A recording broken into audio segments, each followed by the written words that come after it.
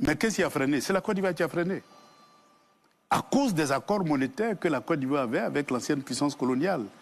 Et donc, ce frein-là, demain, si je suis chef de l'État, ça saute. Parce que pour moi, l'une des premières décisions, c'est d'annuler ces accords-là et d'accélérer la mise en œuvre de l'économie. Mais vous savez, et donc, ça va mettre fin ici à la dépendance monétaire a des implications pratiques, des implications très pratiques, des risques sur le plan économique. Le seul risque, c'est que si vous n'avez pas de réserve, vous prenez des risques.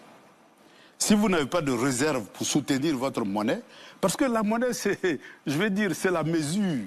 Mais ça mesure quoi? Ça mesure ce que vous avez. Si vous avez suffisamment d'or, votre monnaie, l'or même, c'est de la monnaie. Donc, à la limite même, je vais dire, vous indexez votre monnaie sur l'or, eh bien, cela veut donc dire que quand vous serez au pouvoir, quand vous prendrez les rênes de la Côte d'Ivoire, il y aura donc un temps pour la mise en place de ce... Ah oui, le renforcement un temps, c'est pas un coup de bâton. Pas demain la veille.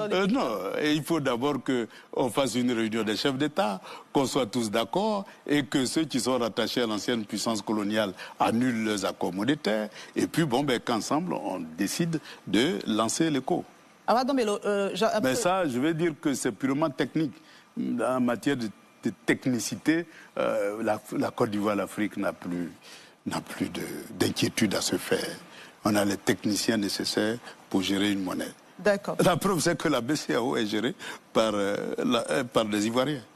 C'est eux qui gèrent, tout simplement parce que la politique monétaire est décidée depuis Paris. C'est tout, c'est toute la différence.